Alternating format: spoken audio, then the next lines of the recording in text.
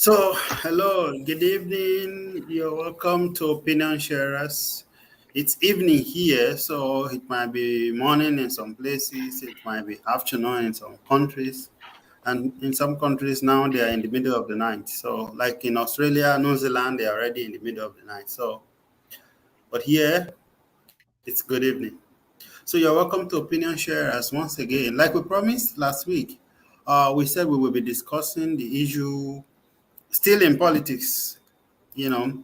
So we said we will be talking about PDP since we talked about APC last week. So we'll be talking about PDP, especially the major candidates, who have already bought the nomination form, even though it is sold at exorbitant prices. But, these are people who are showing that they have the power, at least financially for now. So we are aware that Atiku bought the ticket, Peter Obi bought the ticket, Saraki. I saw a video of Saraki sometimes last week saying he has also gotten the ticket. We also going to be talking briefly about the fact that the difference between the ticket price of PDP and APC, which is one is 100 million, the other one is 40 million, fairly cheap, I guess. Or maybe, I mean, normally we would have said the two of them are expensive, but then, one is much more expensive than the other. So specific about this today, and we'll be stretching it forward to other candidates. So before we go into the discussion, as usual, we would ask that people assist us in sharing this, interested in politics in Nigeria. Like Tosin would always say, the business remains the same. It is monkey see, monkey do. So please help us share. There may be, we cannot afford not to join politics. We cannot afford not to be interested in politics at a time like this. Whether you are, if you are a Nigerian, wherever you are in the world, whether you're in Nigeria or outside, you cannot afford to say politics is not important, because we know that politics is literally controls our life. Even those of us who are abroad, we are literally impacted by everything that happens in Nigeria because we carry the badge in our head, Nigeria. Nigeria, as long as we carry that green passport, it follows you. Nigeria follows you everywhere you go. And I'm sure every one of this on this panel can testify to that. And all Nigerians around the world can, except those who have migrated officially, but those who have not, not migrated, who have transferred their citizenship to other countries, they may not feel the impact of being a Nigerian as much as those of us who have, who still carry the passport. So we are interested in the politics, especially what happens in 2023. We believe that Nigeria in the hands of President Buhari has been worst. Like many people would agree with me, a lot of people, commentators, writers, political people who are interested in politics in Nigeria have also commented the same thing. So that's why we're going to be talking about these aspirants today and on the road towards 2023. I'm going to quickly grab my phone to be able to share. So please, it doesn't cost you anything to share. Just go. I'm going to do the same thing now. So where's Facebook? It's easier to share on Facebook. And Facebook seems to be a major platform, even though we are live on Facebook, we are live on Twitter and YouTube as well. So whichever one you are watching us from, please do help us to share the link. Let's invite other people. Next week, we are going to perhaps be talking about Showore, Professor Mogalu, and some of other younger aspirants. Because since their party is not that large, contestants in their parties are not that much. So we probably will be combining them together, talking about them. So it's not the ticket. Sorry, we don't have anything against their parties individually, but we are talking about these people on the basis of their party because we look at how huge, the party is. And we look at the kind of people they represent. So we their party is and the number of people that are contesting on their platform.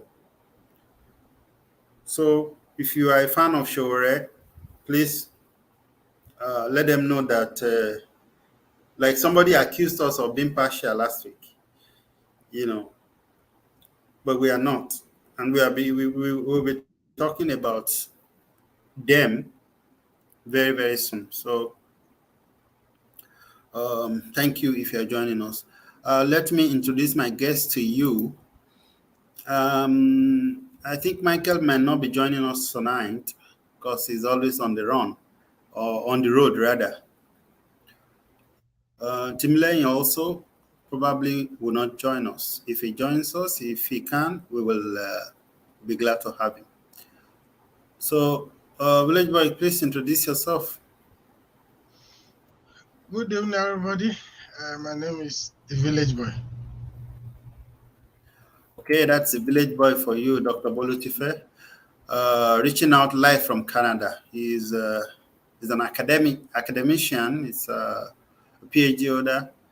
Uh, he's a financial analyst, an accountant. Okay, so he's well read and written so much. Citizen, please introduce yourself. Good evening, friends. Welcome to the show again. I'm Citizen Oluwatosin. Okay, thank you, Tosin. Tosin is reaching out. It's reaching you live from Dubai. Um, so Tosin is, I don't know if I should be introducing you myself because you guys are just being, We are always here anyway. every week. Citizens, Tosin is so many things. He is the guy behind my cup of tea, which has been advocating for Nigerians who have been stranded in Dubai for a while now, or in the UAE generally, regarding with regards to the work permit. So if you Google or just go to Facebook and search for my cup of tea, you probably will see Tosin and some of his activities online. So thank you very much for joining us again. These are regular faces. And my name is Paul Faduma Biodun Paul. I'm an Ekiti man. I love to talk. And here on Opinion Sharers, talk is free. So, and we are intelligent people. We are busy people. To be honest, we are busy, very, very busy people, and well read too. And we feel like we have we have a voice. So that's why we are doing this. So, Village Boy, let's quickly talk about the distance between the PDP ticket fee and the APC. What's your take on that? The truth is, one has the mouth on the jar of honey, our collective jar of honey. The other one, the mouth has been removed for 7 years, so they they are remote from that. So it's because they don't have the kind of access to the Commonwealth. That is why I think their fee is a bit realistic, because they are not, the sharing is not, seems not to be trickling down to them as it used to be. So, but APCCs, they are the custodian, the enfant. You know what they call enfant?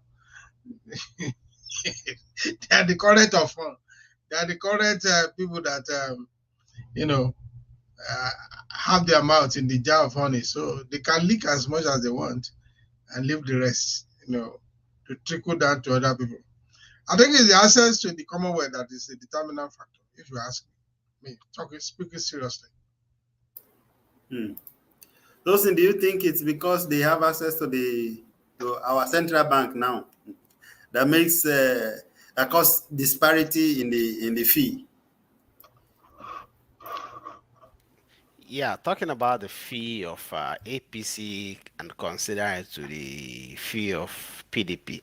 Yeah, APC, they are in power, and the power of incumbent will always be there. So this will this will have been the uh, this will have been what triggered their price to be up. Although there's a lot of talks talking about the price of APC presidential nomination form of 100 million. Someone that wants to work for 4 million is buying that form of 4 million. That's the talk probably for uh, later in the show, or later for another show. But the determinant factor for these two prizes for those parties will be the power of equipment, because once you are in power, you believe, it is believed that you have the power of equipment, and you can dictate how the power shifts. You can dictate how the power shifts if you understand politics very well. If you are not like good Lord Jonathan 2015, uh-huh. So you can dictate. So that is what triggers a lot of people to start purchasing a farm, and also what trigger the price to be as high as that. Because and also APC, like Baba Riley said, they're in power now. They have access to our Commonwealth. They have access to our Commonwealth. They're in power now, so they have the money now. Unlike their PDP that have been out of power for a while now, and seem not to have money, although they still have a lot. Uh, Looking at the states, they still control The- Nigeria, and then it's not quite long they left power, so they still have money. okay, so the I don't know whether it is the interim chairman of APC. I learned he said whoever cannot raise is it 10,000 or 100,000 supporters who can contribute to 100 million for them is not ready to be president. So I mean, I guess they are trying to look for a way to explain the 100 million price tag on the presidency. But I'm just worried, just looking at. Anyway, we don't want to make this about APC today. Maybe we talk about that later, because I want us to be able to look at these candidates individually, and they are big wig, they are big name. So I'd like to hear our opinion about them, about their candidacy. During the last election, we see Peter Obi being, the is it the striker or the team supporter or the team player of Baba Atiku. But this time it's like everybody wants to run the race on their own. We don't know what to expect. And I was also expecting that maybe in PDP that there was going to be a consensus kind of, or zoning, but we haven't seen any of that. So I really don't understand how it is playing out. Belieber, what's your thought on this? Was Peter Obi not the supposedly vice president to Atiku then? Yeah, that's what I'm saying. That's not what you said. You say he was a supporter. That's what.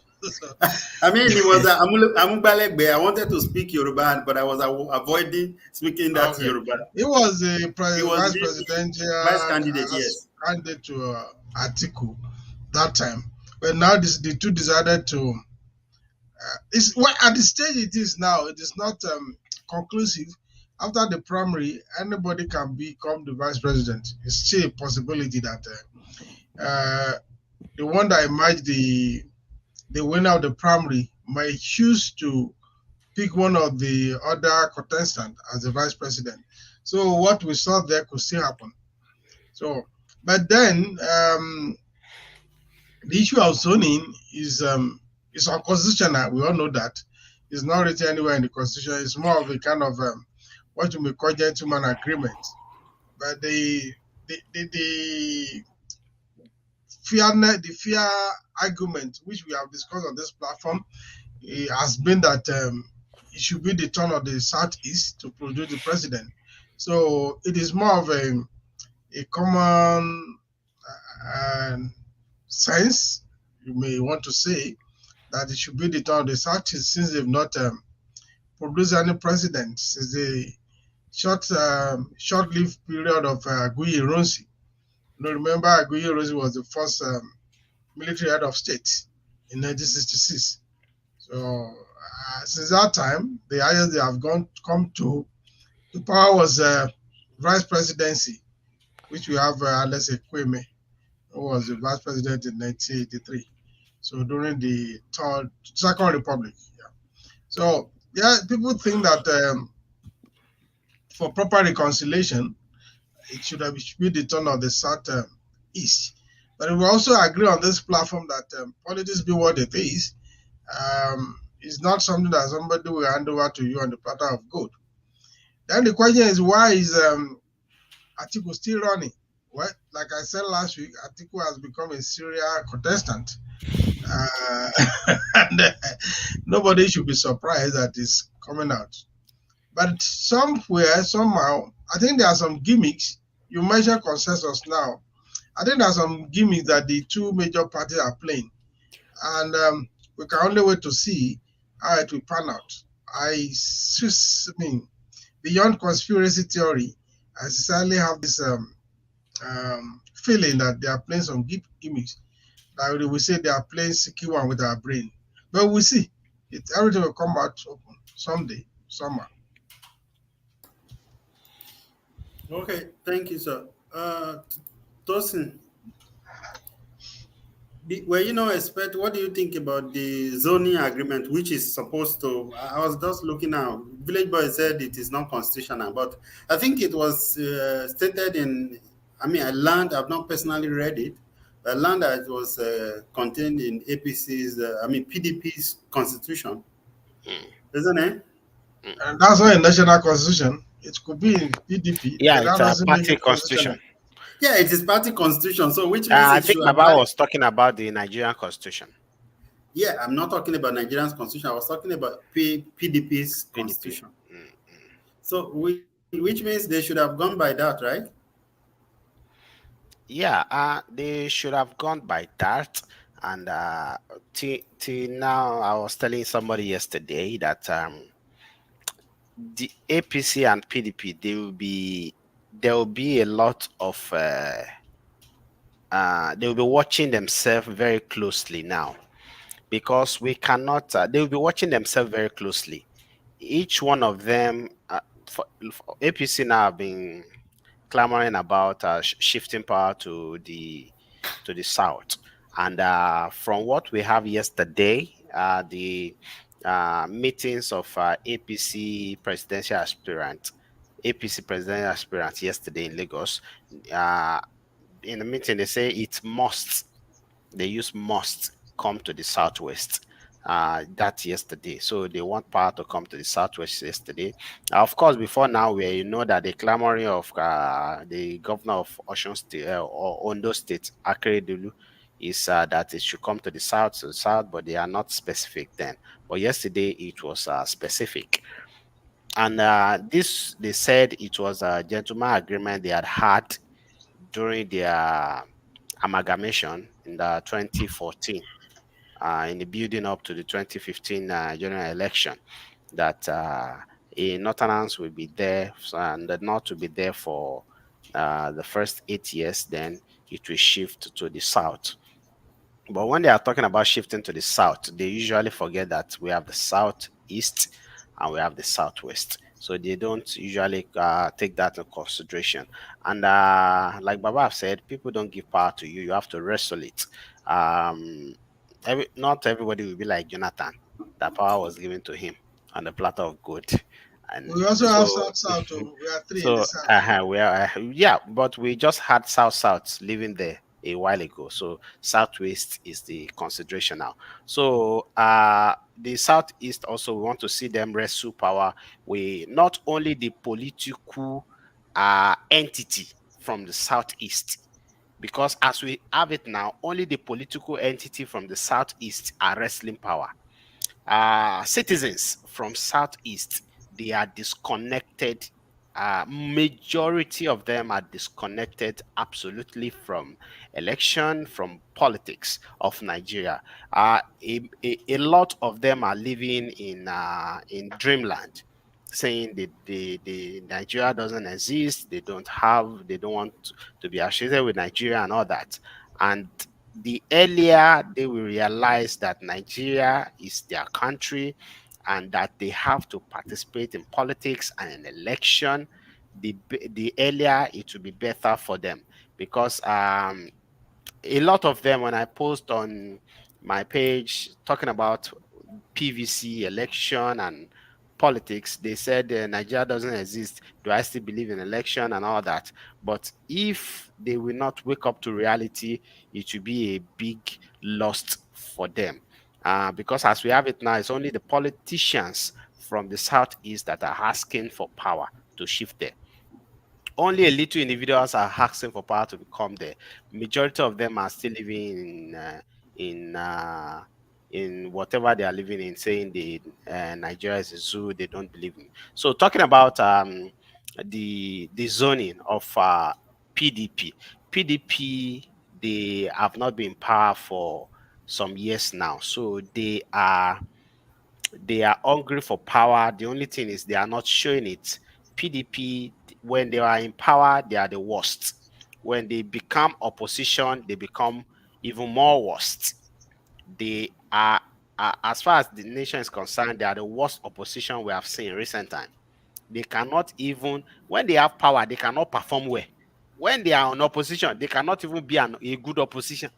So they so for them, what they are just doing now is permutation. They are doing permutation. The two political party right now, they have a lot of things going on in their head, either to go north or to go south, because the north has the number. Whoever is bringing the north down, we have a large number. Whoever is bringing the south, we have the people's choice that they want it to be to the south. So I think by now they're having a much more sleepless night, and they're having a much sleepless night. Another thing is Oshibajo is not looking too happy in the Southwest meeting yesterday. I don't know what they have talked to his head, so he's not looking happy in all the picture that is being shared. Even today, now what we have in the internet as we speak now, the internet is on fire. Supporters of Tinubu are saying that it's looking like Judas Iscariot at the Last Supper. Tosin, we And are they are talking about saying, PDP today. You are moving yeah, too much to APC. no problem, sir. We are just to the right and to the left. I Okay. hope they've So not brought the contract. Oh.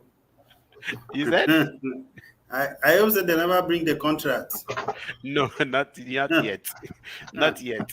We are waiting. Okay. So talking about the zoning, it will be best that it is zoned to the south now.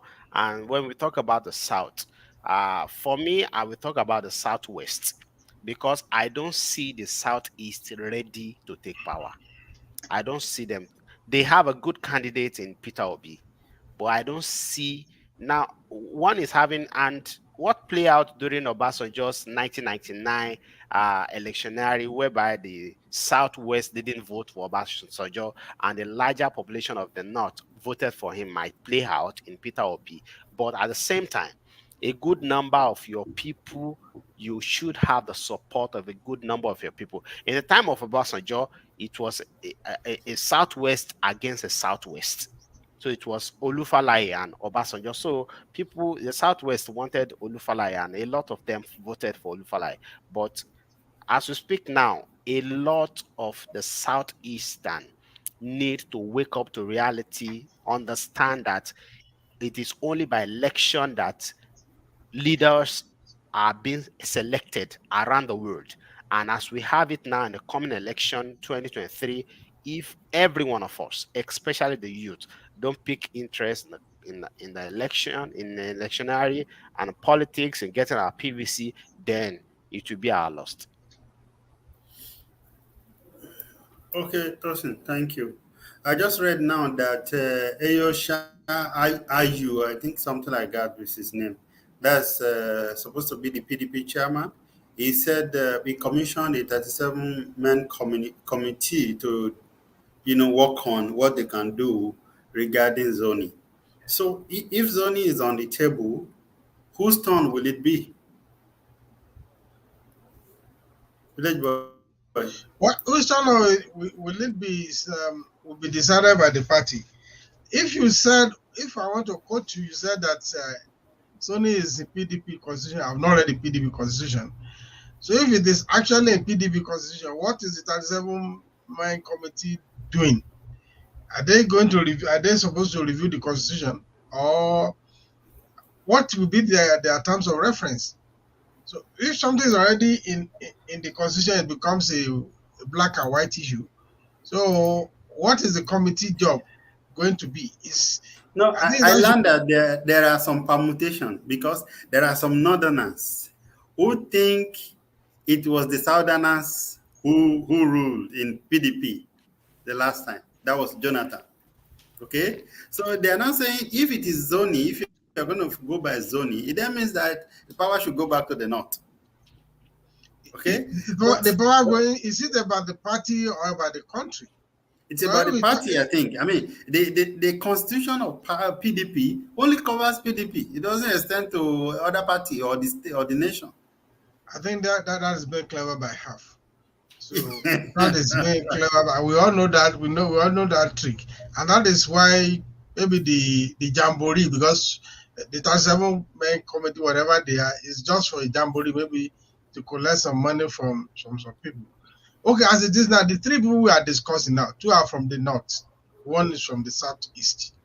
Saraki is north central. Atiku is from northeast, and Obi is from southeast. East. Now, Obi originally was an Abga. There's something fundamental you have to understand. Obi was Abga when he won as a governor. Then he converted to PDP.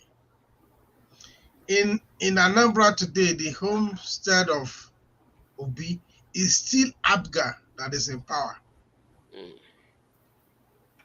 So, which are we going to see what happened in 1999, where AD won in Ogun State, and Obasanjo won at the federal level? And of course, we knew that AD did not support Obasanjo in first term. Then in 2003, rather, Obasanjo played them Maradona. So by that, he was able to capture most of the Southwest. It's captured. No. He preached the gospel of AD local, PDP national. It was only Tinubu that was able to decode that on time, and that's why he remained the only man standing then. Okay, if Peter Obi Homestead is Abga, so what is the possibility that even PDP will win federal election in a number of states? Because these are the questions we have to ask. Or does it mean home base does not count? If well, I want to believe that Peter Obi remains very relevant in the Southeast, or popular in the Southeast generally. Yeah, it's popular, but when it comes to politics, the party still plays some role. Or is there a working arrangement underneath between Abga and PDP that we don't know? When APC, CPC, and I think is it GMPP, whatever they call themselves, they merge. Actually, the ANPP, actually there are three parties that merge to form APC. But it's only CPC and ACN that seems to be more popular. The ANPP, which where these people were, people like Philadelphia. Philadelphia was in ANPP. You know Philadelphia, Amosu. All those guys were in ANPP. So they formed APC. But the dominant party now in APC is ACN of Tinubu and the CPC of Buhari. Now, PDP to gain ground in Anambra State, are they going to have a working relationship with APGA? Or is there already a working relationship with APGA? So, if that is so, why did Soludo did not campaign, contest election under PDP in Anambra? Why must he have to go to APGA to win the election as a governor of Anambra? There are a lot of intricacies in this thing. In 2015 and 2019, we know that Northeast voted massively for PDP. They were very open about that. At that moment, they did not. I'm not sure that Tabga had a presidential candidate. I can't remember now. But especially in 2015, 19, the East went out all out for PDP. Or was it because Obi was the presidential candidate, or what was the factor for them I to guess we vote can mass? assume that. Okay, we can assume that. We can Okay, assume that. okay. If that is established, let's assume now that Peter will become the presidential candidate of PDP. Will the same pattern still occur? Okay, will the Southwest vote for Peter Obi? I mean, there are a lot of people I've seen on social media. A lot of people from the Southwest seems to still love Peter Obi. Will it be the same pattern in the North? So, if peradventure he wins the presidential candidate, of course, Atiku will not want to be a vice president to him. That would not make sense. So, will Atiku supporter be persuaded to vote for Peter Obi? So those are the properties we have to look at. How will it work? Tosin, do you think who among these three and the others who are in PDP, who do you think have more chance in the primary? Suppose there is nothing like maybe the eventual, because I've seen some of them saying zoning will not work. Excuse me. Sorry. Bless you. So if let's assume that zoning really did not work out for PDP, in your opinion, and based on what is happening on the street and the words on the street, who do you think is more popular? Comparing Atiku, Peter Obi, and Bukola Saraki, Yeah.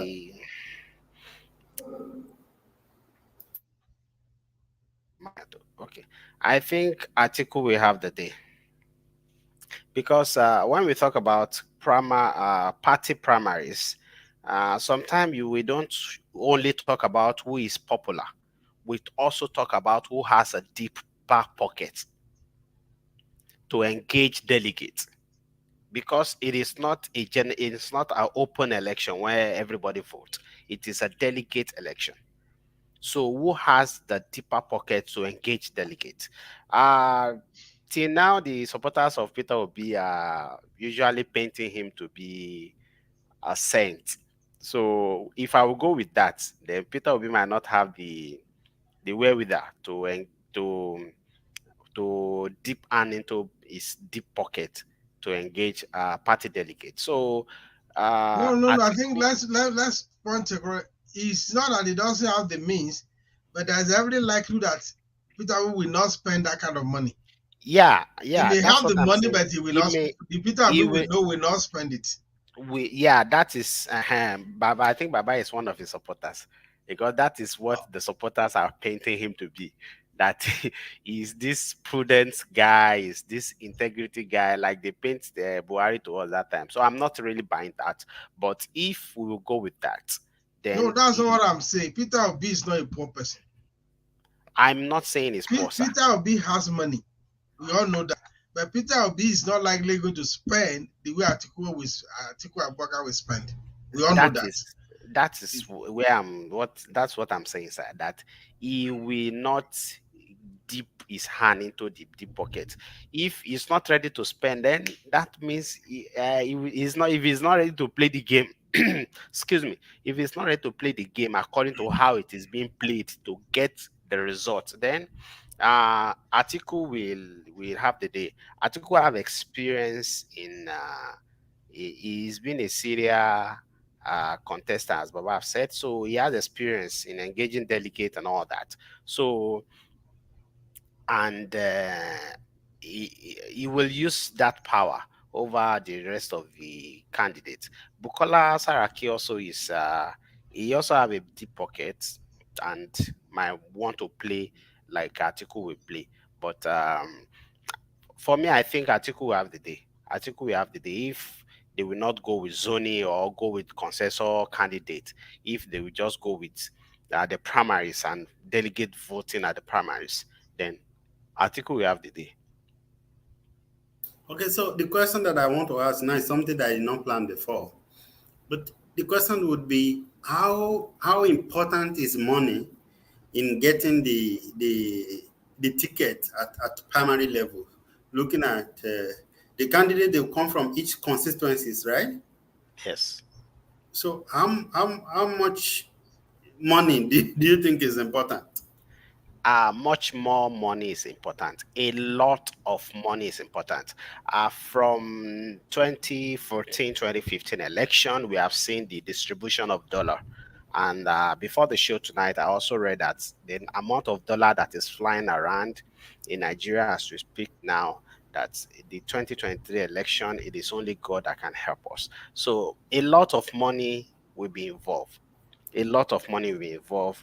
And considering the fact that the present day administration have weaponized poverty against our people, so a lot of money will be involved. And these delegates that are coming from the grassroots. So they are not ministers, they are not special advisors, they are not ambassadors, they are not people already in power that have been shopping money. There are people coming from the grassroots, from the worst, from the grassroots. So the money will play a lot in the coming election. Money will play a lot, especially in the big in the two political parties, APC and PDP.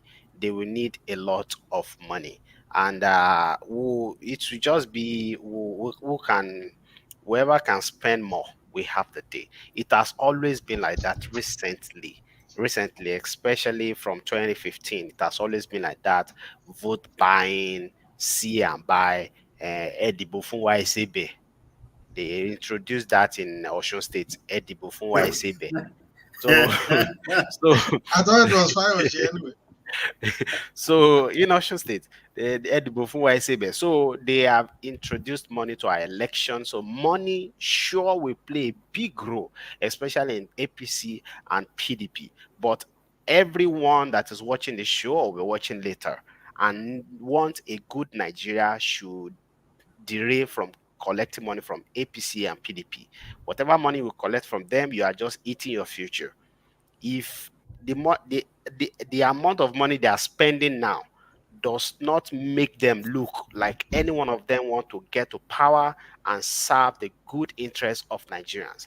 The amount of money both people in APC and PDP are spending now makes them look like they are coming there to steal, like they have always done. That is its evidence in what we have Okay. today as Nigeria. Minister. Let- let- So, okay. okay. Go ahead. Go ahead. So the amount of money they're spending now does not make any one of them to look like they're coming to serve. If you are coming to become president or vice president, and the salary is 4 million, and you are buying tickets for 100 million, then where is the service? So everybody is buying ticket now like their life depend on that ticket, just to come and serve. So the money they're spending does Yeah, not make the them look question like is they're coming to serve. whether service is really expected of an average Nigerian politician, as in whether Nigerians who are even starting with the delegates who will be taking money, and the party itself, like the party that is charging as much as 100 million per ticket. In fact, I learned that a sitting minister, is it minister, not minister, governor of the central bank, that is being rumored that he has also purchased the ticket, but somebody was saying maybe some people bought it for him or something, and they say Mm. it is contrary to the ethics of the office where he is currently occupying. And we are not aware whether he has resigned. You know, He has so not resigned. so I just want to ask Village Boy, looking at the kind of money that we are hearing, in politics now. This is just the beginning. Okay, I'm interested. Who is interested? And you say, I am interested. And you say, bring 100 million, bring 40 million. You understand? Now, there are 774 local governments in Nigeria. I don't know how many delegates will be voting in each of the parties. So let's assume that these people will be sharing 5,000 to some of these delegates. And I'm sure there are people who will take hundreds of thousands. If the way Tosin is painting it now, let's assume that all the delegates will have to be paid somehow. Yeah. So what kind of picture does it paint in a political sphere? Horrible picture. Very horrible.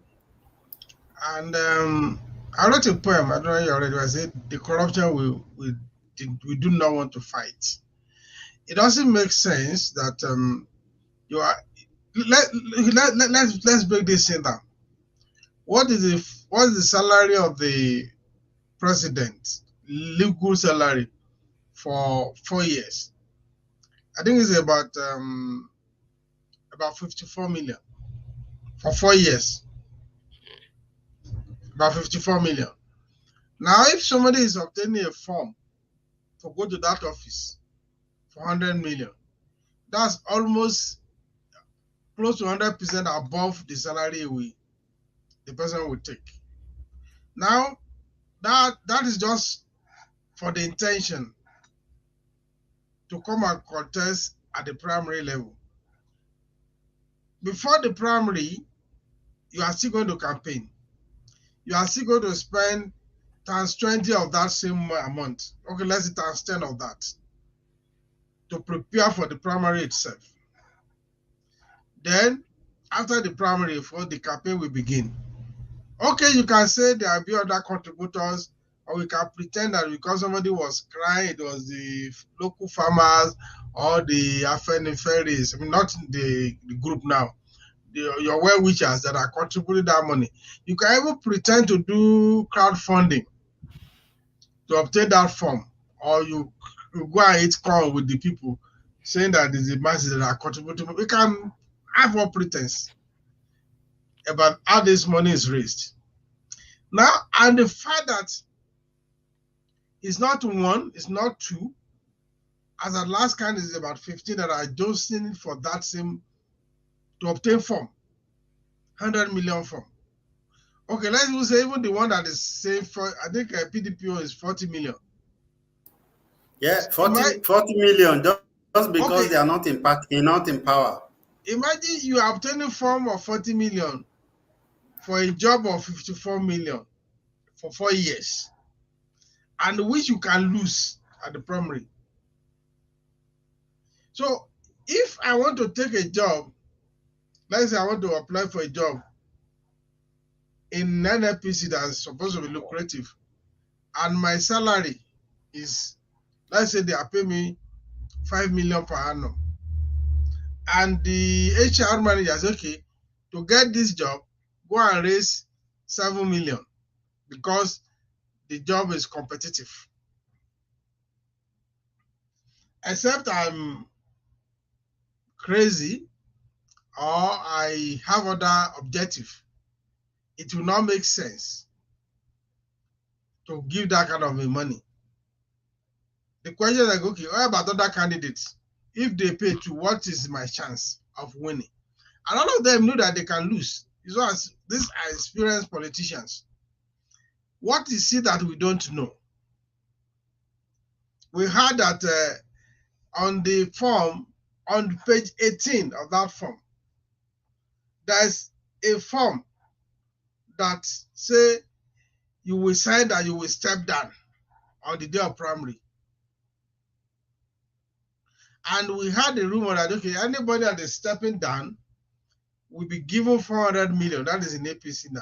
Okay, I cautioned to the other time, you should not go too deep into APC. So, but generally speaking, when we look at all this, even the one that is charging 40 million, the PDP we are talking about, what sense does it make? And when you add that 40 million to what they will spend on delegates, for what we spend even in campaigning before the primary. Even as prudent as they may be, an average person coming to contest the primary in PDP will spend nothing less than 150 million. That is, if it's very, I mean, I'm maybe using Peter Obi as a standard now. For primary alone, for Atiku, we may spend over R1 billion.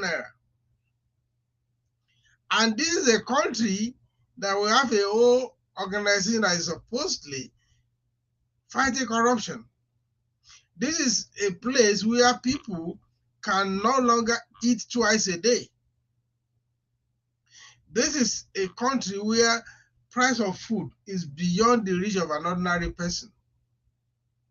This is a country where the university system that's supposed to be the backbone of the society has not been in session, because even the amount they are collecting us from is more than what ASU is demanding for. Where is our priority? We are jokers. We are jokers, whether we are deceiving ourselves or somebody is deceiving us. So there is so much disconnect between many of us who don't live in the country. Sometimes they begin to create doubt in us that all these things we are hearing, are they actually true? Is this country actually poor? Where is that money coming? Is it ritual money they are going to use to buy the farm? Because that's the fad now. Everything is ritual money. So it doesn't make sense. So the thing like, is democracy going to work for us? Is democracy our thing? So it's horrible. It's horrible. I mean, it's painful actually. If you ask me, I'm in pain. Not the one like Fayoshe. I'm in severe pain. I think it also should be contested for the presidency of. Yeah. Okay. 40 million, 34. All these ones, according to Channels News, this is the price tag. Yeah, I saw it. They didn't conclude. They didn't 100 million. Then governors in APC 50 million. Senatorial is 20 million. Rep 10 million. House of Assembly, that's State of House of Assembly 2 million. You see? Anyway, what is obvious is that money is key, you know. Yeah. Money is key. But to what end? What would that money achieve? Then what we are talking about, how do they recover their money? This to me is looking more like an investment. Yeah, how of course. They recover their money? At whose expense are they going to recover the money? Yeah, that's the question. But then let's move away from that. Let's try to keep to these candidates. Let's look at them individually and look at weaknesses and areas of strength. This is normal. I think everybody has strength, everybody have weaknesses. And since we are trying to be objective here on Opinion Sharers, we are not specifically supporting any candidate, just for the purpose of our viewers. But then I believe as citizens, we have the right to support. Even any individual here has the right to support whatever candidate they want to support, or to say they did not support a candidate because of so reasons. So, but normally what we are just doing is hearing our views as citizens, you know. So now let's look at Baba Atiku. What do you think? What are let's combine the two of them. What do you consider as strength? What do you consider as weakness for him? Tosin. For Atiku, I consider is from the north, and he has contested a lot of times. So I consider that as strength for him. Uh, that's a whole lot of strength for him, because when we get to the battlefront, to the May, when all of them become candidates and they start campaign, politicians, they understand the people. They understand the people very well. They don't know a lot of English or vocabulary, but they understand the people and how the mind of the people works, and they can play with that a lot.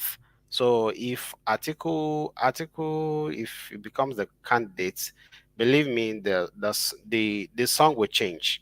And if Atiku we get for PDP and Southern we get for APC, then it will be a battle of the South and the North. That is what it will be turned to. And so I think he has a lot of strength. For Saraki, I love his gut when he was the Senate president, and till now I missed him as a Senate president. What And is the weakness of Atiku? Stay with Atiku first. okay, the weakness What of are his Atiku, weaknesses? his weakness is that he doesn't have any. He doesn't seems to have anything to offer. I don't see him as somebody that will get there and have anything to offer. His engagement is very shallow. His solution providing tactics is very shallow. He doesn't seem to have this deep understanding.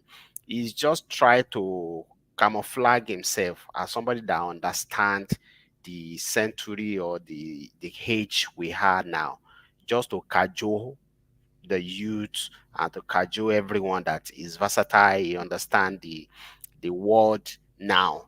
I don't see him as having the solution we need as a country. So his witness is that those are his witness. I don't see him as somebody that have the solution, because Okay, tin okay. let's quickly have a village boy respond to that. Stay with Atiku. What do you think? What do you consider as specific weakness, strength? Okay. Yes, Atiku might be from the north, but it's from the northeast. The northeast is not the stronghold of power in Nigeria. The stronghold of power in Nigeria is northwest, and with a little consideration for north center. But the stronghold of power in the north is actually northwest. So Sokoto, Katsina, Kano, and stuff like that. Now, Atiku is a dealer. He's an opportunistic dealer. He knows how to make deals. Maybe like Trump will boast. You know, when he see an opportunity, he lashes onto it and make this thing. One story you may have is see that he's friendly, he's fairly friendly. He has friend across divides. Of course, he doesn't have any what we call intellectual backbone or intellectual capacity, but because of his friendliness, possibly may be able to, attract quite a lot of people that you can imagine. But it's very opportunistic. So, what his role during the privatization is on record of what he did. He making this, he can make this. In terms of even his entrepreneurship, that would have been a strength. He makes deal for himself or for the nation. He made this for himself. Which nation? He makes deals for himself. If he's a dealer for the nation, I will say it. So even his entrepreneurship record is more of deals. He sees an opportunity and he goes in there. It's more like he has this renter mentality. If you permit me to use, go there, make your dough and get out. So yeah, So the business that you won't, maybe it's hardly to find a business that Atiku is running that he established by himself. But most of his business, he goes into it through some deals. And yes, he allows people to run it on his behalf. Most of the time, he doesn't personally participate in the running. So in that case, which is itself is a, you might say it's good at delegating power and authority to people. So far, there is good money coming out of it. So yeah, it's friendly. It's friendly, and it's a good spender. It's somebody that is not somebody that we be pinching money. He knows how to spend money. So he will not shop. He will not shop alone. He doesn't shop alone. It's Bujebudano. They will say in Yoruba, Bujebudano. Yeah, the Shop and let Bujebudanu. other people shop. Shop and let everybody shop. The Bujebudanu attitude was what some people were praising Tinubu for in when he was Lagos State Governor, which I did not really fancy. Yeah, which he started the culture of throwing money on the street. I remember those days. And 2 days after he has left that place, people will still be macheting themselves on the street. I don't. I see that as craziness. So how much did you pick when he trained your area? I mean, I was in Lagos now. I used to visit my brother. Was working in Island Nice. How Club, so much I when do you visit pick there. I see now? all those nonsense. You know, Those babas then that you cannot imagine. I personally I dislike the way they do. Even though I've come from the village at that time and I wasn't that exposed, but I wasn't moved. Maybe it was because of my Ekiti mentality and upbringing that make me dislike all those kind of alaye attitude. okay, good for you. Yeah, I mean, anyway, we are not talking about him today. Okay, let's go to Peter Obi. Peter Obi seemed to be appealing to a lot of not just people from the southeast. He's appealing to a lot of even Yoruba people, young Yoruba men and women. You know, from what I have seen online. So let's look at his. We all have weaknesses and strengths. So, Tosin, in your own opinion, what do you think are the strengths and the things that you think people have been discussing as well? Because we're not just speaking for ourselves, also we're also sharing other people's opinion, which we've read or seen. You know, it's monkey see, monkey do. Yeah, the business remain the same. It's a Yes, business sir. of monkey see, monkey do.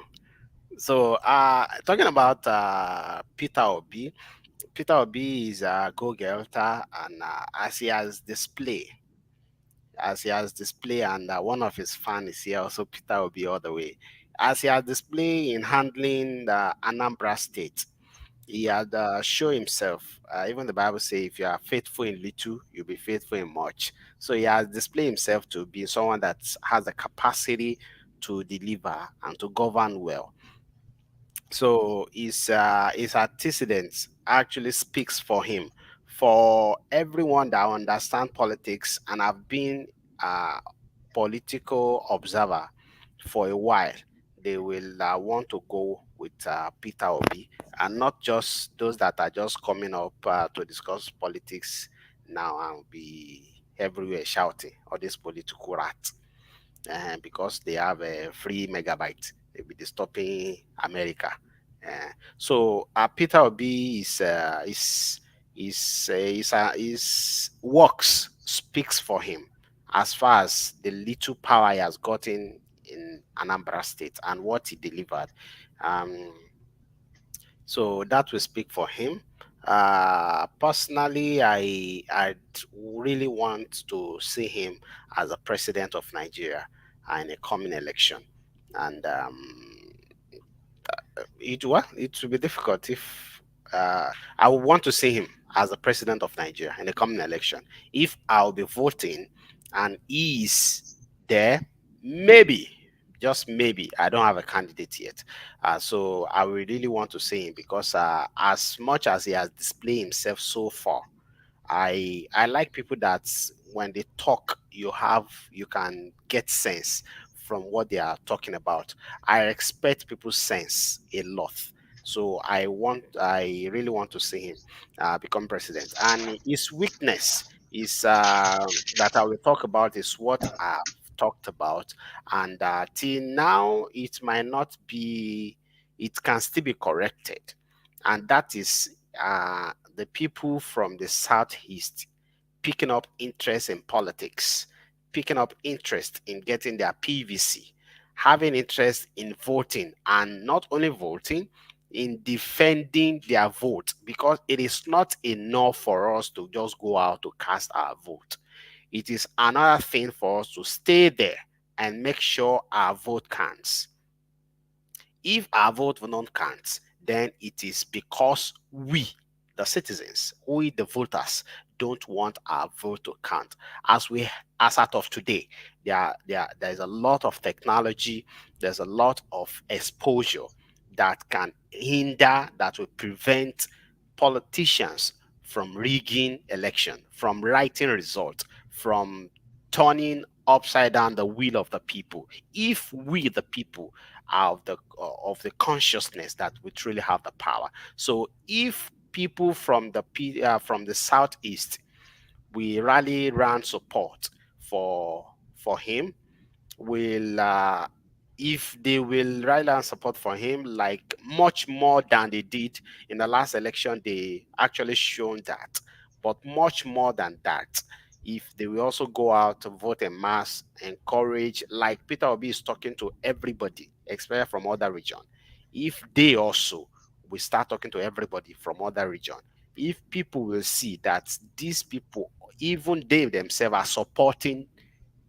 someone from their side, then everybody will be encouraged to support Peter Obi. So that is his witness. Is people are not into politics. They think election don't vote don't count. They think election is just some rubbish exercise, and which is not so. Okay, thank you, Village Boy. Yeah, Peter will be, while his record in Anambra State to do some good work. I happened to travel around. Whenever I flew to Enugu, and from Enugu by road, I went to Oka. So, and I had some engagement with the driver who took me from the airport. And yeah, I could see the road network. He had performance, and by his own testimony too, we can say it's very frugal, very prudent. You know. In the management of something, and of course, he tried to live a very simple life and all that, which is supposed to be a strength and an advantage. And of course, he understands commerce, and I'm just using that word deliberately. Peter Obi understands commerce very well, very deeply. You understand the mechanism of buying and selling, but I'm not sure how deep he is in the economic matter. Commerce is a subset of economy, and at the macro level, at the national level, a good president should have a fair knowledge of the economy and how economies run beyond the commerce, beyond the immediate gain, because commerce is about today, is short term in nature. Economy is more about long term in nature, and all the intricacies of managing inflation, monetary economy, and stuff like that. I'm not sure it's too deep in that area, but then his knowledge of commerce could help him, especially if he has a good team of economists, who are ready to, to to help him and to be sincere with him, with this regime if he comes in as a president. Yeah, then he lived a very simple life, which is good. I always like a leadership with some level of simplicity, leadership that are not ostentatious. He's not a a consumption person. It's more of a productive person, but he has to up his game from commerce to economy. So that is one area I will advise about him. It looks a good candidate. It looks a good candidate if it were just as simple as electing a class captain, where you have your campaign and people, your friends raise up their hand and they vote you in. It will be very easy for him to win. But when it comes to intricate politics, my fear is that, apart from that, his own support might be very weak. Uh, his ability to reach out to other regions is also the issue. I've said it here before.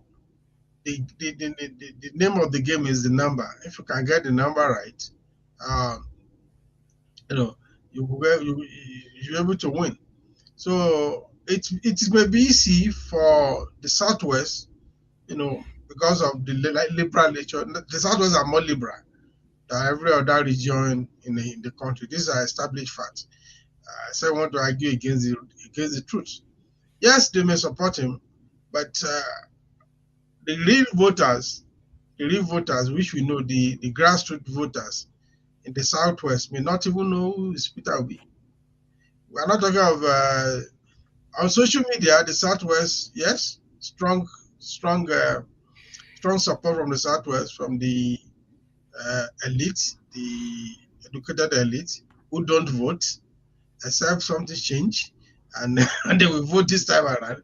So the support he is enjoying in the Southwest is, to me, is a bit artificial. I mean, superficial, because the grassroots, the real voters, those who go to the award chairman, Baba Laye, do we press finger for? I don't know how he will be able to penetrate those those areas. It's a Herculean task. But I think, if you ask me, of all the candidates in PDP, who has not terribly soiled his hand, there are some things that go under behind the closed door that we don't know. I think Peter Obi is like a saint in PDP. But if you look at PDP itself as a shared spot of corruption, the question is that what is he doing there? So if you go to a place, if you go to where people are licking soup, if they have rubbed you with ordinary oil, your mouth will confirm that you have also leaked. So that's the only problem I may have. With him. But if it has been, if he's still in Apga, for instance, Apga is at least is not known to be overtly corrupt like PDP. PDP is almost synonymous with corruption, but APC seems to have overtaken them now. So they are now the senior brother of corruption. So, but don't you forget that recently on social media, after Prof. Soludo came in, a lot of people were saying that guy cleared he cleared the state too. Is it Willie? That's Willie Obiano. Obiano, yeah, that's what we heard. That the guy. Yeah, we had, but he's also from the party, right? I think since this Apga always win in Nambra. Yeah, so, Apga has a record in the state, but do you think Apga can win a presidential election in Nigeria? If they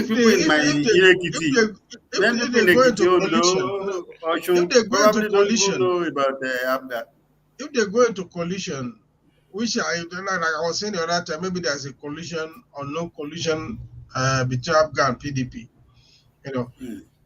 There are people who will still hate PDP with passion because of their corruption.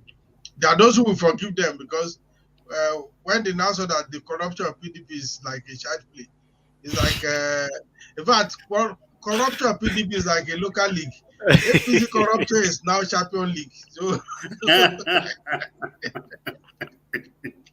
Eyimba of Baba versus Super Eagles. No, Champions League. Champions is like it's just like Man City as a local champion, and you compare with Real Madrid that is. Wow. So some people, because of that, may forgive PDP. It's okay. We are. Hmm. This is even a lesser evil. So that is another. But Peter will be even in the camp of those you know Ali and the 40 thieves. I think he's still a saint among them. He will be regarded as a Yeah. saint. Mm. I'm always excited to listen to Uncle Peter Obi. Even though recently I was I was watching one of his interviews where he was talking about the success of economics and commerce in Bangladesh. Meanwhile, when I came back from my field work today, my brain was too heavy. I just said, let me watch some documentaries. And the documentary I was watching was a documentary about zero tolerance in Bangladesh. And I think that kind of tolerance, Islamic religious intolerance that is currently going on in that country, he will most likely implode it in the few years to come if it continues at this rate. As in, there's no free speech. People, writers, people that are writers, free speech writers, they will go and machete them on the street, and the police will not do anything about it. That's the kind of I said, let Tom Kobe just remove that Bangladeshi from his playbook. Oh. Yeah, I think it's heavy on commerce. It's very knowledgeable on commerce. It's a Yeah, commerce but person. even the commerce in Bangladesh, because Bangladesh is seriously poor. The only thing that you see is that when they import some of their some of the clothing that is made in Bangladesh, you see made in Bangladesh, and you think, oh, they are producing clothes, but these are some of the cheapest clothes. Companies in America or in the UK, guys who are producing, but they have never been in those countries. They just contract people online to say, probably, make this clothes for us and put our label. They've never really been in their villages, and those women are poorly paid. There are people like that in India too, Yeah, in China too. that's the limitation of commerce. Commerce doesn't have a tap root, a very solid root. It's like a floating thing. So it's different from economy. Economy focus more on production. Commerce focus on exchange of goods and services. Sometimes without the fundamentals. So, but when you have a strong economy, a strong base, which is majorly driven by production, so you sustain. I mean, you are sustainable in long term. Commerce fill in the immediate needs. You're able to get the money in your hand and all that is and everything. But commerce require a lot of process. I mean, economics require a lot of more a deeper process than commerce. Okay, while we'll continue in few, we'll round up in few minutes. I want us to consider Obasanjo versus others. No, we have not talked about Sarakina. Yeah, We are Saraki. supposed to be I three. am just saying that when we are concluding, we are going to conclude in a few minutes after we talked about Uncle Bola. But I want us this as we were discussing Bukola. earlier. This thing just popped into my head that after Obasanjo, which serious president that we've really had, safe. But that might be my opinion. So I want us to close with that. So let's talk about Uncle Bola now. You know, Bukola. so sorry, Bukola Saraki, the ex Senate president. Let's look at his credentials also. What are his weaknesses and areas of strength? Tosin, let's take it like we did just this. Bukola Saraki, he did some kind of. Uh, I will, as a governor, it's not clear 50-50.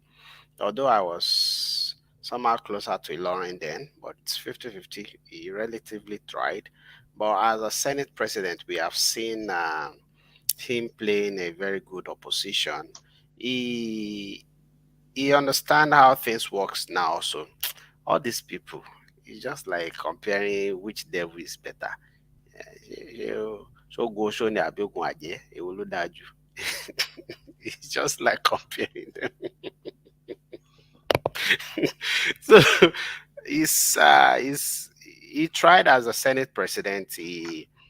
Even though he's in the same party with the president, he tried as much as possible to curb the excesses of the president, and that is good, and that really is a good sign of democracy, and talking about his witness, all of them, their witness is money and power.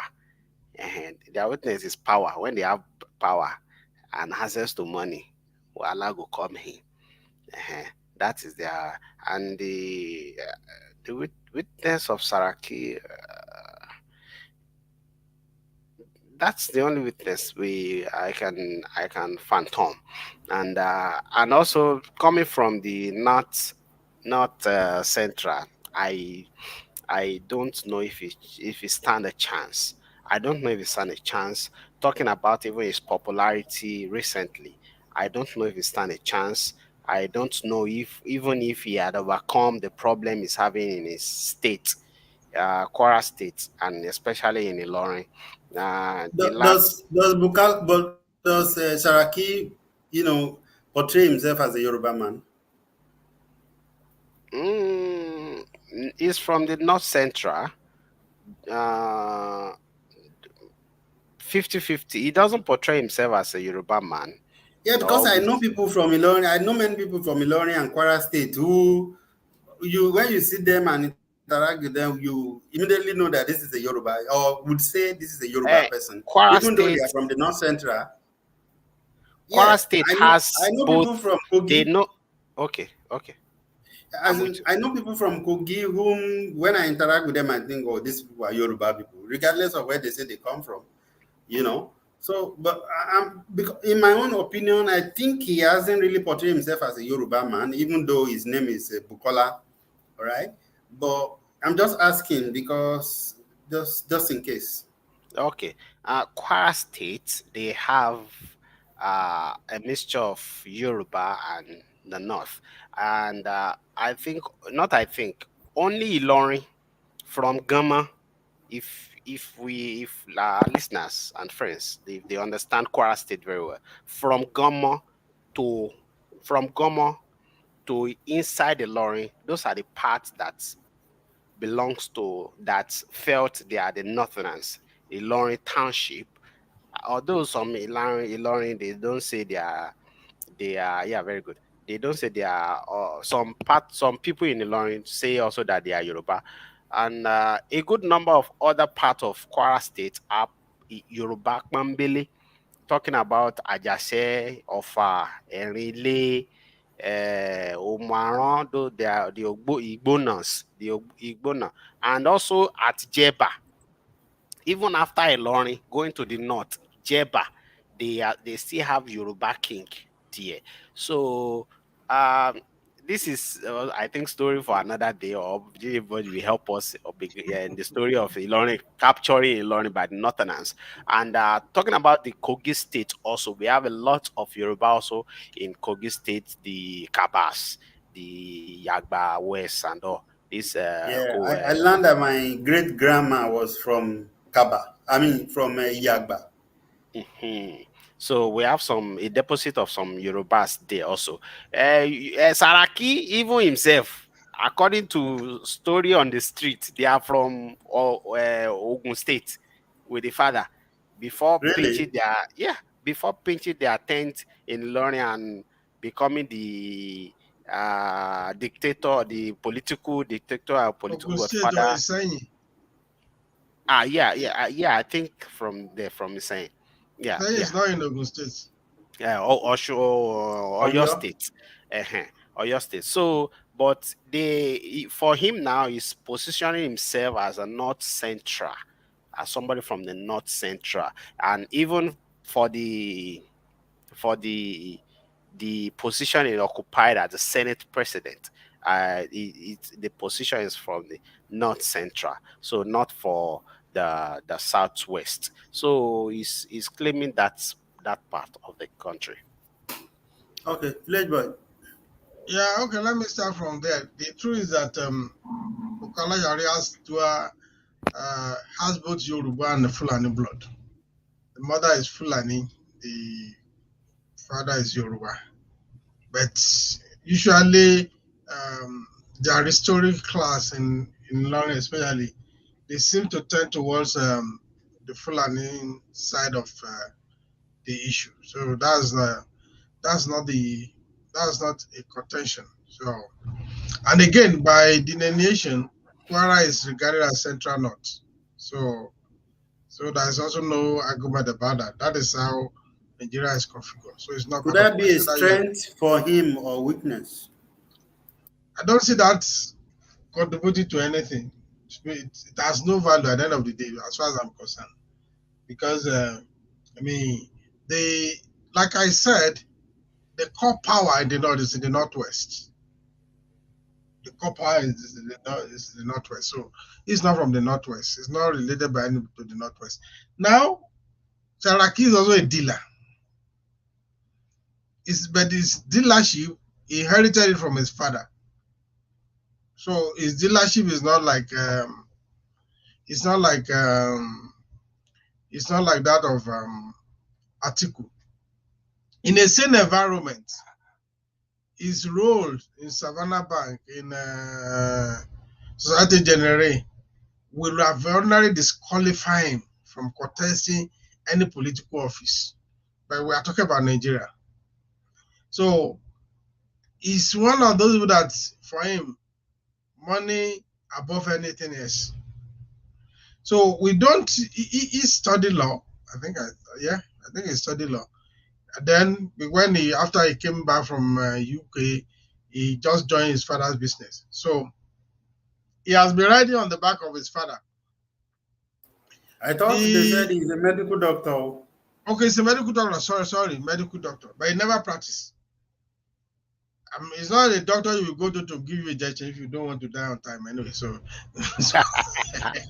just like Ngigi, not like Doctor Ngigi. He practice before he came to. He was working in Lutz. He actually practiced.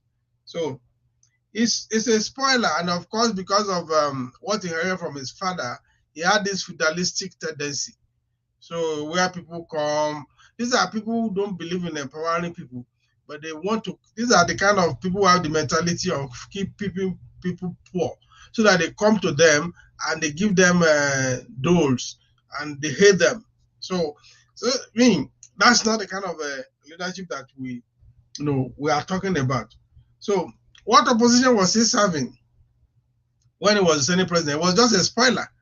You can't be an opposition within the same party. It doesn't make sense. They play games. They play in connivance with Atiku Abubakar at that time. They play some game and they undermine what Buhari. He latches on the weakness of Buhari. He just exploited that to win a kind of public sympathy. I didn't really see anything that he did very well. Yeah, there are some things that they stopped that they look good. But that's the job they should be doing anyway. It's just like we have this mentality in Nigeria. If a governor pays salary as and when due, we begin to hail the governor for doing well. That is the job he signed for. So that itself doesn't look at a very something exceptional performance. There is no public as a governor in Kwara State. Opinion is divided, and of course, he became until the Otogar movement. He became like the Tinubu of Kwara too. So he was literally controlling everything. Even when he was Senate president, and learned that the governor then had to submit the allocation to him first. They have to decide what to give the governor to run with. So do we need that kind of person as a president? These are information that are in the public.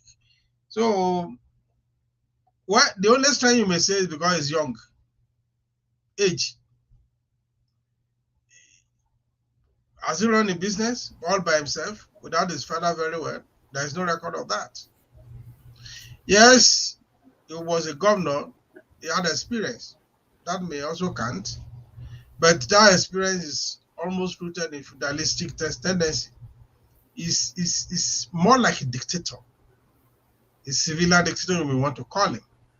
So, like I said, among all of them, when we are looking for someone that is close to saint, the one that maybe the the one we are seeing on the leaf is not the real pepper, it's just ordinary oil with little pepper. Maybe with little pepper. So that maybe they just rub it on him, they force him to take it. That will be Peter Obi. So of all the three of them, in a sane environment, I would pick Peter Obi above every other person else. He has been governor. He's he understands some of the issues. He also has tried living by example.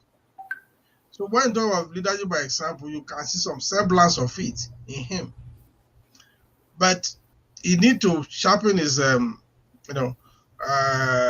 economic understanding. He understands commerce very well. You can't take that away from him. He has depth in commerce, but it's not that deep in economy. So, of course, it's all above the rest. All right, thank you very much, sir. We will be watching. Our eyes are on them, and the fingers are crossed for all of these contestants. And as we started last week, we talked about the big wigs in APC, which is especially the Ghostbusters that was assisting between Uncle Tinubu and Uncle PYO. So even though we learned that there was a meeting yesterday where the Agbagbas have calmed them down to control themselves, that when they want to fight, they should fight honorably. So and stop all the name calling that everybody is entitled to contest. So next week we'll be looking at next weekend we'll be looking at most likely unless there's another event that overrides it. But most likely we'll be talking about the younger candidates such as Showore, Prof. Mogalu, and maybe there's any other popular. Ayodele. You said?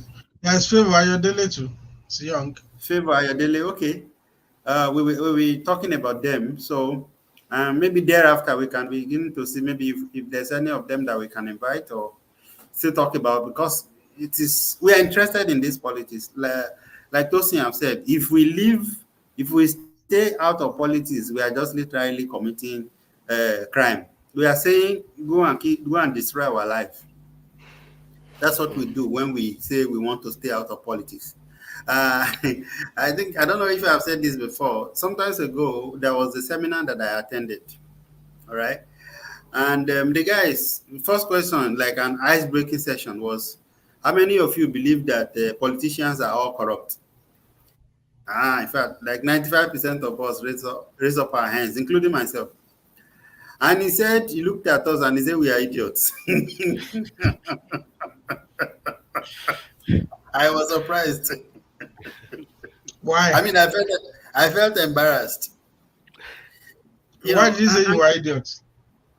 The logic was that if you say all politicians are, the ideology behind that all the politicians are corrupt is to fend you away from interest in politics. Okay, while some politicians might be, or a lot of politicians might be have tendencies to be corrupt, does not mean that everyone that is joining politics is corrupt or that they will be corrupt. Because once you lost interest in politics, it means you are saying you are literally handing over your life and that of your generation, your children, your brothers and sisters. You're handing it over to people who does not really care, because you yourself don't care. You are not going to ask questions. And politicians, as people who are supposed to be queried, they are supposed to be questioned. And that's why I kind of like Peter Obi, because his ability to be able to talk.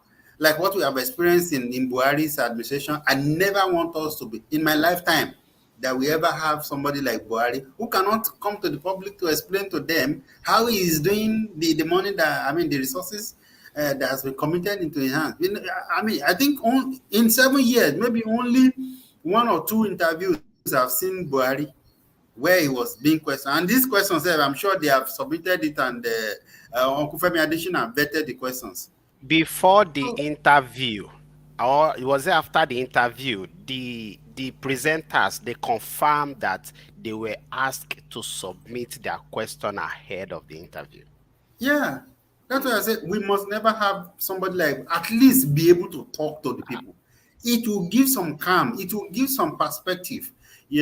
Anyway, I want us to hand up on Let me this also one. say it's not unusual, not completely unusual, to send questions ahead of time, especially for Yeah, EC executives, so that they can prepare, just to guide their, their thoughts, in a very organized direction, because these are busy guys.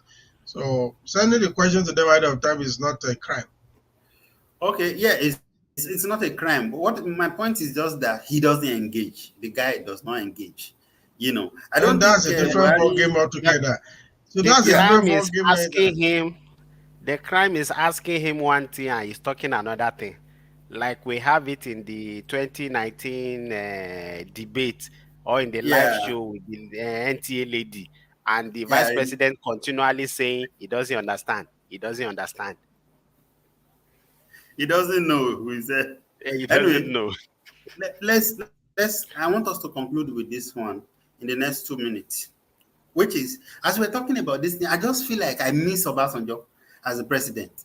And I'm not saying that Obasanjo did better than everyone else, but I kind of, maybe I like people who can talk because I also like to talk. I see Obasanjo was in front of everybody, in front of every TV. You stay glued. Obasanjo cannot be speaking and you will not be interested. He will make joke. You don't need to, he will talk, you know. So even if he will lash you can lash out at your question, but he will talk. So now after Obasanjo, we've had what's that? Umaru Yar'Adua. Yar'Adua. You've had Jonathan. Now we've had Buhari. Let's put Obasanjo by the side of every one of them. Which one of them have done past Obasanjo? In terms of Holistically, what? generally. Well, the trick here is that Yar'Adua did not stay too long on the throne. So, usually when you stay briefly, sometimes the universe favor you more, because before you begin to derail, you have gone. So it started well. Most of the people started well, and just like when they are getting to some certain stage, they started derailing and falling backward.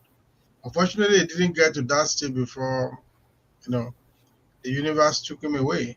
So by that, it becomes difficult to compare him. Yes, Obasanjo was engaging. Obasanjo also came at a time that things were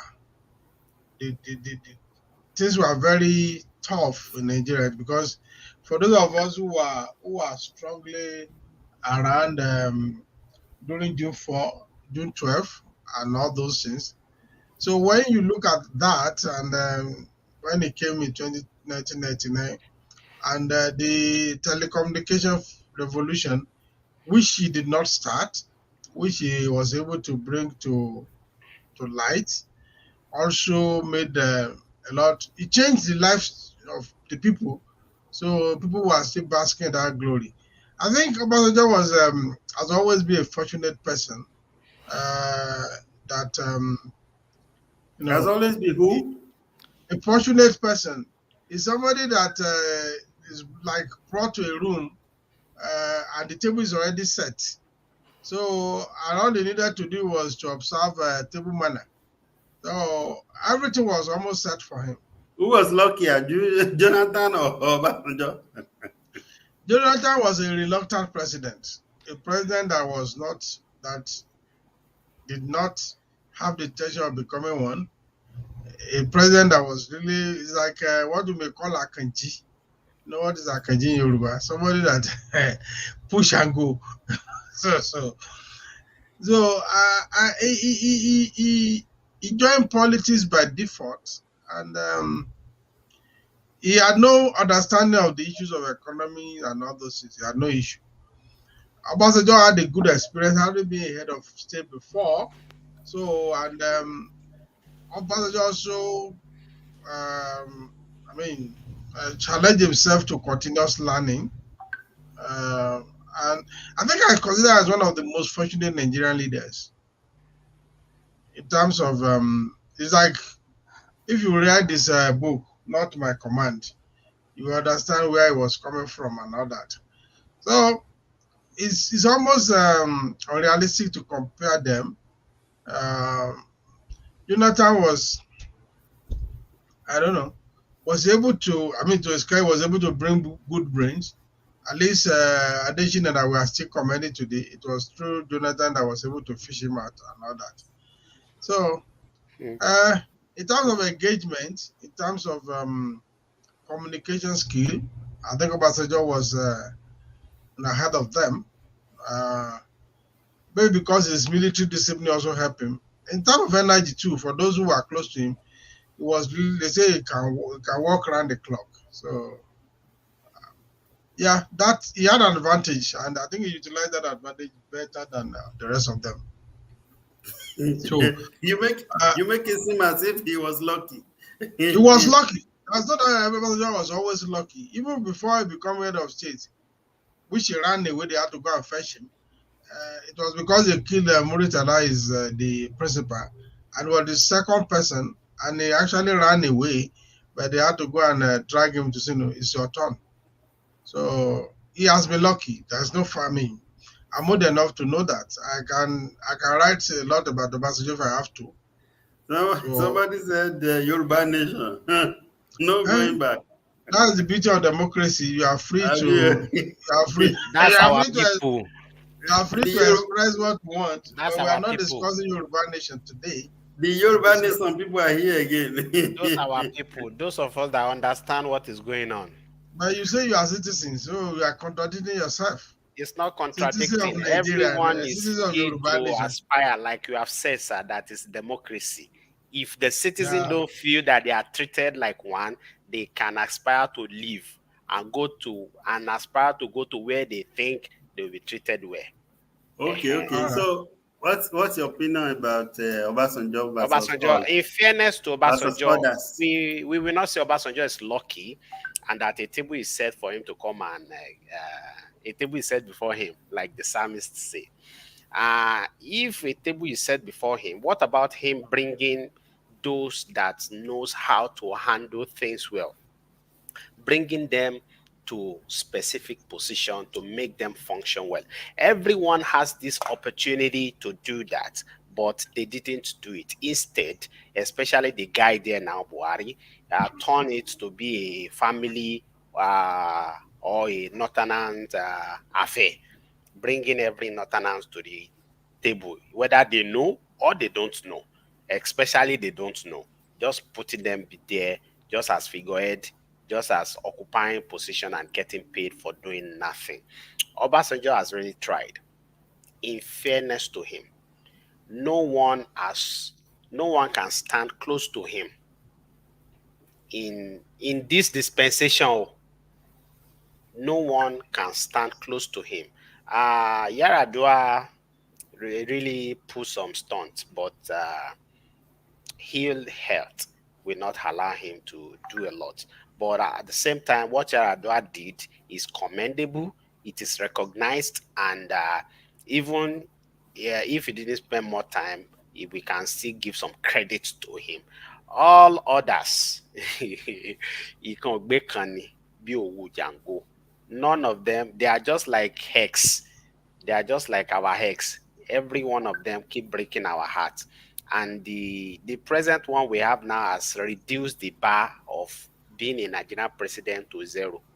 As we have it now, more than 100 people are running to become Nigerian president, and that is the highest we have ever had in the history of the nation, because the person that is there now makes the job look easier. It just makes it look like you can just become president of Nigeria, just be collecting money, enjoying all the benefit of the office, not doing anything, not talking to the people, and you And have a just few days, and you even like have a re-election, like my and people pastor used to say, be gullible enjoying to the elect you paraphernalia the paraphernalia of presidency. of the president, and people will still be gullible to re-elect you the second time. Yeah. Even when they are killing them, they are macheting them, Imagine the number of killings that is happening in Nigeria daily now. It's higher than the one of Ukraine they are shouting every day. Not Really, even in Yemen. Baba do us Yahoo. Not even in Yemen, not in Syria, not in Jordan or any part of the world that war is happening. It gets to a point that the press men are really bored. When they say the key, they ask what is the number. You say 100. Don't worry. The life of an average Nigeria does not mean anything now again. I Anyway, watched today the video of the president during the 2014-2015 electionary, the speech he gave at one of his diaspora trip. And you, if you listen to that speech, you just be imagine, where is this guy talking? I really want to know, where is that Buhari that was talking 2014, 2015? Where is he? Because as we have it now, so really Obasanjo did a lot. I should not base on this guy only, because everybody have seen now. Even those that are campaigning for him 2019, their eye don't clear now. They have joined us, the whaler. They call us whaler that time. They have, in fact, they are wailing more than us now, safe. So Obasanjo really tried. Before Obasanjo came, the farmers are nowhere to be found. When he came, there was a continuous campaign that everybody must eat 1 egg per day. And they make us look like our life depends on egg. And everybody is going to poultry farming. All kind of farming pop up. People begin to, poultry farmers and every other farmers, livestock farmers, begin to have value for their life. Now, Buhari can do the same thing. He can transform the life of Fulani's herders and make them to be creator of wealth for their generation unborn. Some countries forget of the Buhari. world, Forget Buhari. Don't They let did us some expect good job anything. on rice cultivation now. Didn't you see the rice pyramid? No, there was fakeness in it. Baba, John, we have a nice show already today, sir. We had a nice show already today, sir. Don't spoil it.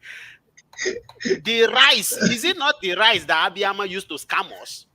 Is it not that same rice? So maybe there will be a lot of table and all kind of things in the middle, and then they just that is what they are doing.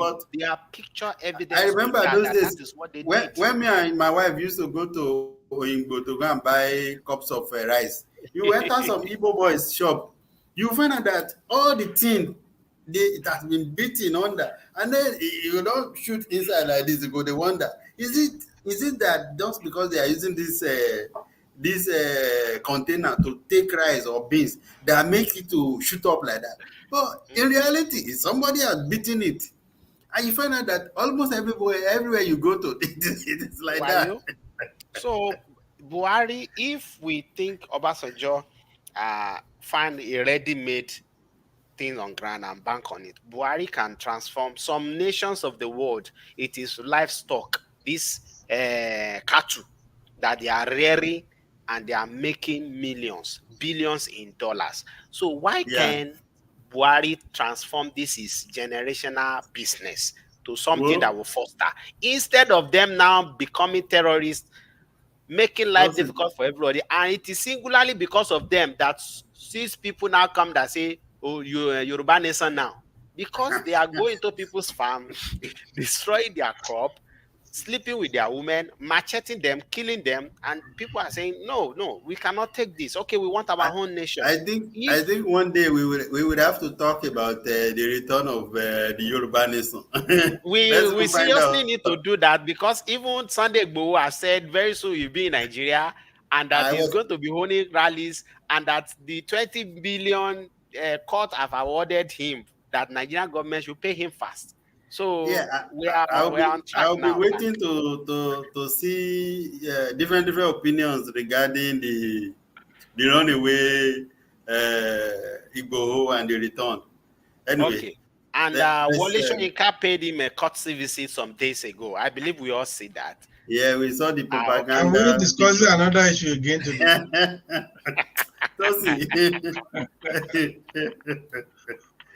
Anyway, Thank you very much, our viewers. We appreciate the love. We appreciate the few comments that we've seen and the likes. Thank you for sharing. Please, if you have not yet shared, please do share. It doesn't cost you anything to share, actually. It is free of charge. So please do share it as much as you can.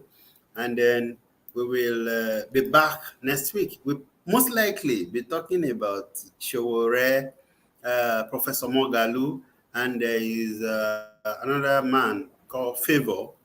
And maybe we might also talk about other young aspirants in different political parties who are also interested in the 2023 race. So we'll continue to do it like that. So please do join us, invite as many as possible to join us. Thank you very much. It's going to be bye-bye for now.